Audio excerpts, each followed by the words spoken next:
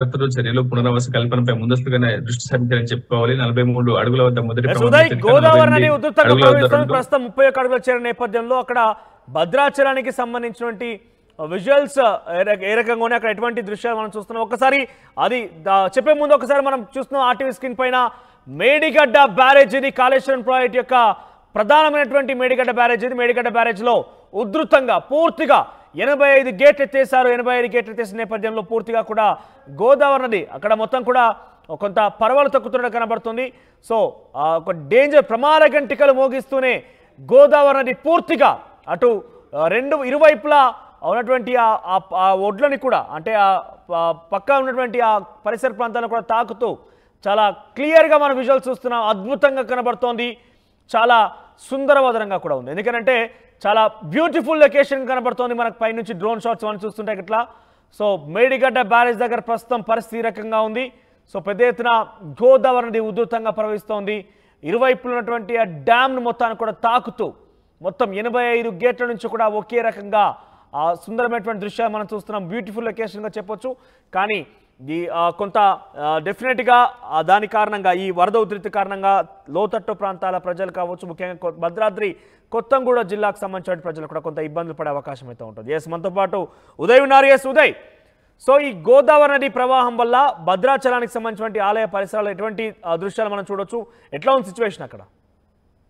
ప్రస్తుతానికైతే మనకి ఎగువ ప్రాజెక్ట్ నుంచి పెద్దగా నీరైతే చేరడం లేదు. అటు భద్రాద్రి జిల్లా వ్యాప్తంగా 3 రోజులుగా ఎడతెరిపిలేని వర్షం కురుస్తుంది. సో ఆ వర్షానికి తోడు ఛత్తీస్గఢ్ లో కురుస్తున్నటువంటి భారీ వర్షాలు ప్రస్తుతం భద్రాచలం మీద గోదావరి ప్రవాహానికి అయితే కారణమవుతున్నాయి. ప్రస్తుతం భద్రాచలం అంటే ప్రధానంగా గోదావరి బేసిన్ లో ఎగువ ఉన్నటువంటి కడెం కావచ్చు, అదేవిధంగా ఎస్ఆర్ఎస్పీ కావచ్చు, మేడిగడ్డ లక్ష్మీ బ్యారేజ్ కావచ్చు, సమ్మక్క బ్యారేజ్ కావచ్చు, ప్రస్తుతం ఏదైతే వరద అయితే వచ్చి చేరుతుంది. సో ఇది కొద్ది రోజుల పాటు వరద ఈ విధంగా కొనసాగితే దిగువకు నీటిని విడుదల చేసే అవకాశం అయితే ఉంది. ప్రస్తుతం కొన్ని లక్షల క్యూసెక్ల నీరు భద్రాచలం నుంచి అయితే దిగువకు చేరుతుంది. అయితే భద్రాచలం వ్యాప్తంగా కూడా గడిచిన 3 రోజుల నుంచి విస్తారంగా వర్షాలు కురుస్తున్నాయి. ప్రధానంగా భద్రాచలం పర్ణశాల సీతమ్మ తల్లి నారచీర్ల ప్రాంతం అంతా కూడా నీట మునిగిందని చెప్పుకోవాలి. సో సందర్శకులను అక్కడికి వెళ్లేందుకు అయితే పూర్తిగా నిలిపివేసినటువంటి పరిస్థితి అయితే ఉంది. మొత్తంగా భద్రాచలం వద్ద విస్తారమైనటువంటి వర్షాలు కురవడంతో పూర్తిగా భద్రాచలం వద్ద ప్రవాహ వేగం మరింత అంతకంతకు పెరుగుతున్నటువంటి పరిస్థితి కనిపిస్తుంది. అయితే కేంద్ర జలవనరుల సంఘం అయితే పూర్తి స్థాయిలో సూచన చేసి మరో 3 రోజుల్లో 41 అడుగుల మేరకు గోదావరి ప్రవాహం చేరే అవకాశం ఉందని చెప్పి అయితే ప్రస్తుతం కేంద్ర జలవనరుల సంఘం అయితే సూచనలు జారీ చేసింది. ఈ నేపథ్యంలో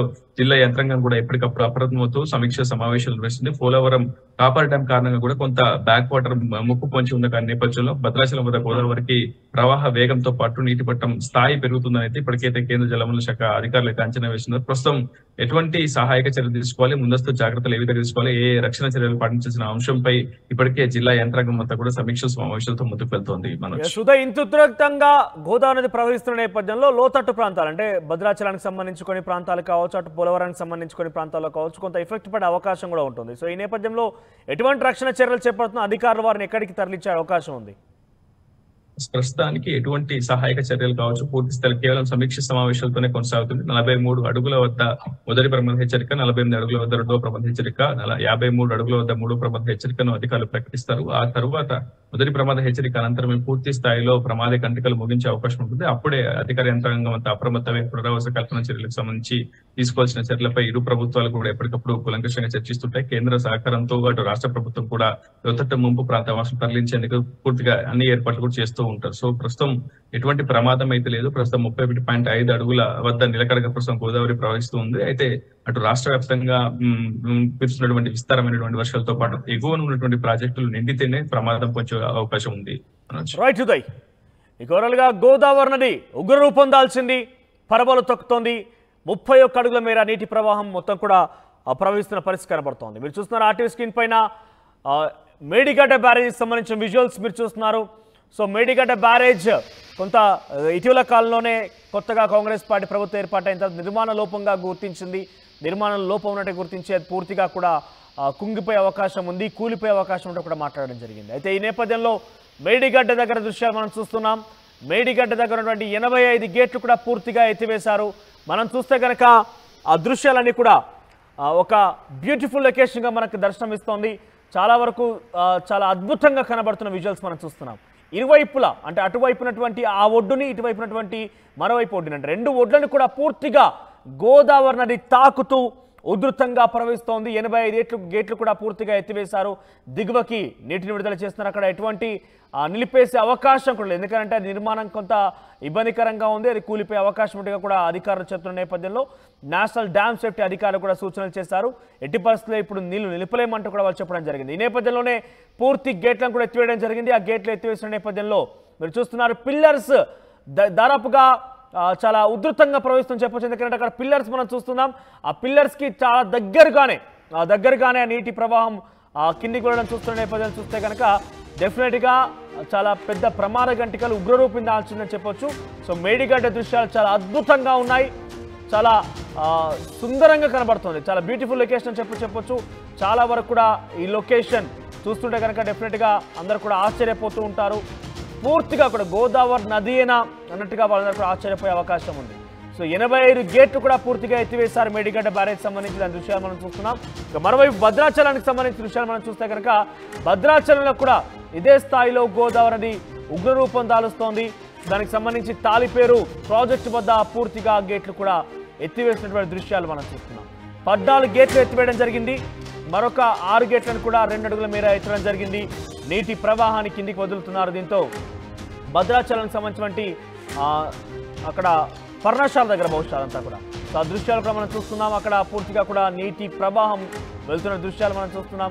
సో మొత్తం మీద గోదావరి నది ఉధృతంగా ప్రవహిస్తోంది. అయితే ఇది మరింతగా పైకి వెళ్లే అవకాశం ఉంది. మరింత ఉధృతమయ్యే అవకాశం ఉన్న నేపథ్యంలో మహారాష్ట్ర ఛత్తీస్గఢ్లో భారీ వర్షాలు పడుతున్నాయి. సో మరింతగా ఈ యొక్క ఉధృతం ప్రవాహం ఎక్కువగా ఉండే అవకాశం ఉన్నట్టుగా అధికారులు తెలుపుతున్నారు. సో మొదటి హెచ్చరికగా 43 అడుగులకు, రెండవ హెచ్చరికగా 48 అడుగులకి, ఇక మూడవ హెచ్చరికగా 53 అడుగులకి. సో మూడవ హెచ్చరిక కనుక చేరిందంటే డెఫినెట్గా అది ప్రమాద గంటికలే కాదు, ద మోస్ట్ డేంజరస్గా మారే అవకాశం కనబడుతోంది. ప్రస్తుతానికైతే 31 అడుగుల మేర నీటి ప్రవాహం వెళ్తున్న సందర్భాలు మనం చూస్తున్నాం. ఆ దృశ్యాలు మనం చూస్తున్నాం. సో 31 అడుగులుగా ఉంది. సాయంత్రం అది 26 అడుగుల నుంచి ఒకసారిగా 31 అడుగులకు చేరింది. చాలా ఉధృతంగానే ప్రవహిస్తోంది గోదావరి నది. గంటకి ఈ వరద ప్రవాహం పెరుగుతున్నట్టుగా తెలుస్తోంది అధికారులు చెప్తున్నారు. ప్రస్తుతం అయితే అధికారులు సమీక్ష నిర్వహిస్తున్నారు. ఒకవేళ కనుక సామర్థ్యానికి మించి ఇక్కడ మనం చూస్తే కనుక 43 అడుగుల్లో మొదటి హెచ్చరిక, 48 అడుగుల్లో రెండవ హెచ్చరిక, 53 అడుగుల్లో మూడవ హెచ్చరికగా చెప్తున్నారు. కాబట్టి అది రోజుకు గంటకి పెరుగుతున్న నేపథ్యంలో కనుక ఆ సామర్థ్యం మించి అది రెండవ హెచ్చరిక, మూడవ హెచ్చరిక కనుక చేరుకుంటే ఎటువంటి రక్షణ చర్యలు చేపట్టాలి, ప్రజలు ఏ రకంగా కాపాడాలి, ఈ ఉధృతిని ఏ రకంగా ఎదుర్కోవాలనే విషయాల్లో అధికారులు ప్రస్తుతం సమీక్ష నిర్వహిస్తున్నారు. సో ప్రస్తుతానికైతే 31 అడుగుల్లో నీటి ప్రవాహం గోదావరి నది ఉగ్రరూపం దాల్చి ముందుకు కొనసాగుతోంది.